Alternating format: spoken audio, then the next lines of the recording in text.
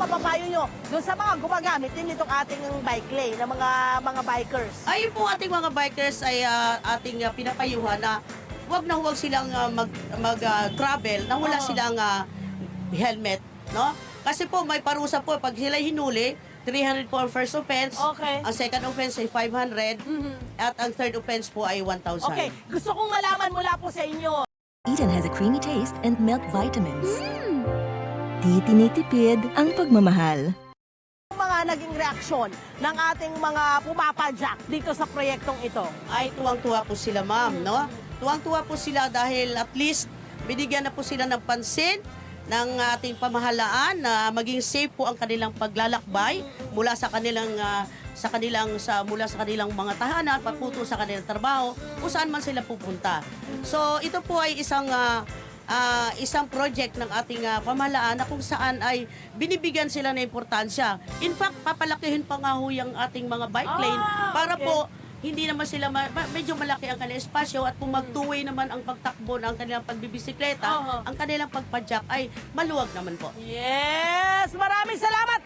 Hulingin yung, kumbaga, mensahe sa ating mga bikers and of course sa mga motorista na nakikishare po ng kalsada dito sa Commonwealth Avenue. Opo, no? Sa bihan po sa aming tanggapan, aming departamento, Department of Public Order and Safety, ang aming hepe na si General Elmo Santiago at ang mahal na mayor ng Lungsod Quezon, kami po ay hinikayat po namin ang lahat na nagbibisikleta dito sa Quezon City.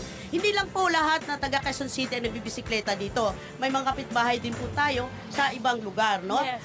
Nire-request po namin, hinikayat namin sila na gamitin natin sa mga huwag po silang lumabas. Kasi kadalasan po yung lumalabas, yun po na aksidente. Yo! So gamitin po nila at tulungan po natin na ito pong flat boxes na nilagay namin ay sa ating mga kababayan, huwag nang nilang sirain. Yun. At huwag kong nilang gagawing basurahan yung flat boxes natin, no? Yan po ay nilagay po para nilagyan po ng mga iba't ibang halaman, no? Para po sa magandang tanawin, maging maganda po ang daan natin. Okay. So, yan po ay dagdag, no? Kalikasan po yan mula sa ating Panginoong Diyos, no? Okay. Upang maging, alam nyo na ang ating mahal na mayor ay nais niya, ang Quezon City ay ang kanya pang agenda, no? Build livable, green, and sustainable city. Okay. Maraming salamat, Ma'am Mela, sa inyong ibinahagi sa amin ngayong umaga. Ngayon naman pong umagang ito, ay mamaya kausapin ko po kayo, ngayon naman pong umagang ito, meron po tayong mga kausap na talaga namang matagal ng siklista, no? Gumagamit po siya ng bike lane dahil siya po ay pagka siya pumapasok ng opisina, yun na ho ang kanyang mode of transportation.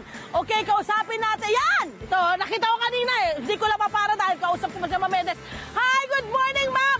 Meron siya mga kasama actually. Pwede ba natin isama dito yung kanilang... dalhin nyo na rin doon ang inyong mga bisikleta para lang humapakita natin na talagang marami sa ating mga kababayan. Oh, I know, may aso tayo rito, no? May mga kababayan tayo na talagang ito na yung naging parang gawain nila ngayon, no? Ito na talaga yung kanilang sasakyan. Okay, Mia! Kilala ko kasi ito si Mia. Si Mia, pakilala mo naman yung ating mga kasama ngayong umagang ito. Good morning, love! Good morning! Good morning sa mga nanonood sa inyong show.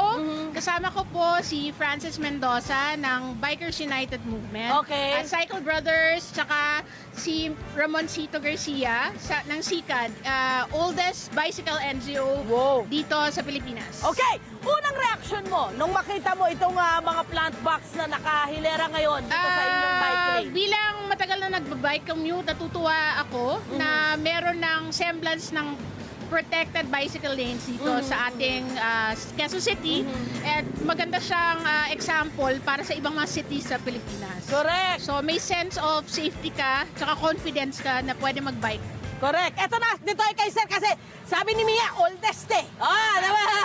Oldest pero kicking. Ayan, Sir. Gusto ko malaman, gaano katagal na ho kayo nagbabike? Na ito talaga yung inyong mode of transportation?